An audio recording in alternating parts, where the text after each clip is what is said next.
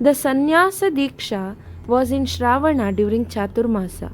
Thereafter, both the Swamijis went to Tirumala where they performed Brahmotsava. Srimad Sukritendra Tirtha Swamiji held the Katika Ejman. Then they camped at Bantwal for some time. There is a photo of Srimad Sukritendra Tirtha wearing kaupin and with the danda and gindi proceeding to offer arti to Lord Lakshmi Venkatesha. That was during the camp in Bantwal. The dhoti meant for Swamiji was not yet dried, and the Guru Swami asked the Shishya to go for arti with only a kaupinya, which the Shishya implicitly did. After some days, Sukritendra Tirtha was sent to Cochin for studies while Varadendra Tirtha went to Bombay. The Guru had gone to the railway station to see off the Shishya who was proceeding to Cochin for studies. The Shishya was feeling sad and forlorn at the separation and looked crestfallen, but did not have the courage to express his feelings. The Guru could understand and intuit the Shishya's position and feelings and infused courage and cheer in him.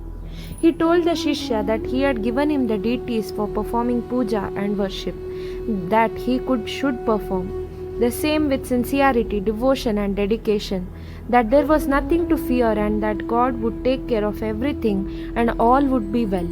Swamiji followed the advice all his life and God took care of everything. It was indeed a living testimony of the Lord's assurance. Ananyas chintayanto ma ye jana paryupasate tesham nityabhiyuktanam yogakshemam vahamyaham. That he takes care of all the well-being of those who are unflinchingly devoted to him. In fact, that is what Swamiji said to his Shishya Srimad Sudhindra Tirtha when the Shishya asked for a message. The Guru repeated what his Guru had told him and said that was all that he were told, and that is what we have to convey to. All this only brings out significance of devoted worship and surrender to the Almighty. The Guru Shishya, Srimad Varadendra Tirtha Swamiji and Sukritendra Tirtha Swamiji, who were together till then, thus parted company. They were not to meet again. Srimad Varadendra Tirtha Swamiji did not have a long time on the physical plane thereafter. The Shishya Swamiji's Chaturmasa in 1913 was in Cochin. The stay and studies in Cochin continued till 1914 when the tragedy struck. Guru Swamiji attained Mukti on Ashada Shuddha Dvitiya of Ananda Samvatsara, Shalivahana Shaka 1836, Wednesday 24th June 1914 at Walkeshwar, Bombay. His Vrindavan is there by the side of the illustrious Vrindavan of Madhavendra Tirtha. The journey from Cochin to Bombay those days was long and slow, and Shishya Swami could not reach and did not reach Bombay before the Guru was interred in Vrindavan. That was something Sukritendra Tirtha Swami never forgot or could reconcile with. He was just 17 years when the destiny ordained that he ascend the Pitha. Perhaps the youngest to assume Mathadipatya, apart from Srimad Bhuvanendra Tirtha Swamiji, who was just 14 when his Guru passed away but had Vasudendra Tirtha as his guardian and Mathadipati.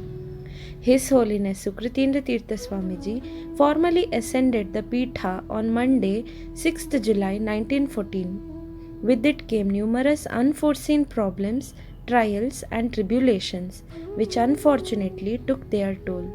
Swamiji faced and bore all that with fortitude and faith.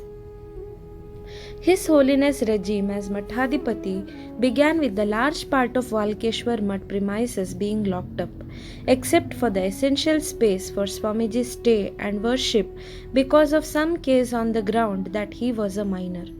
With the help of some well-wishers and purohits, the daily essential routines in the mutt was carried on. The Guru's Vrindavana had to be constructed. There were debts and other liabilities to be cleared. He was faced with all these problems for a couple of years. Then slowly things started improving. The Chaturmas of 1914, 1915 and 1916 were in Bombay. Varadendra Tirtha Swamiji's Vrindavan was properly constructed and Madhavendra Tirtha Swamiji's Vrindavan, which was in a dilapidated condition, was renovated. The reinstallation of the Hanuman idols in the two Vrindavan took place in Phalguna of 1917. A gold kalasha was made then for the puja. In 1917, Swamiji performed the Chaturmasa at the Moola Mutt at Kashi when he completed his studies. En route to Kashi, he visited and camped at Nasik, Prayag, etc. There is a copy of Srimad Bhagavad Gita purchased at Varanasi with His Holiness signature. That book was regularly used by Sudhindra Tirtha Swamiji with his name inscribed and the words Disciple of in English written right above the Guru's signature. The curve was moving upward. In 1918, Chaturmasa was at Udupi, 1919 at Kadpadi, 1920 at Mulki, and 1921-1922 at Mangalore.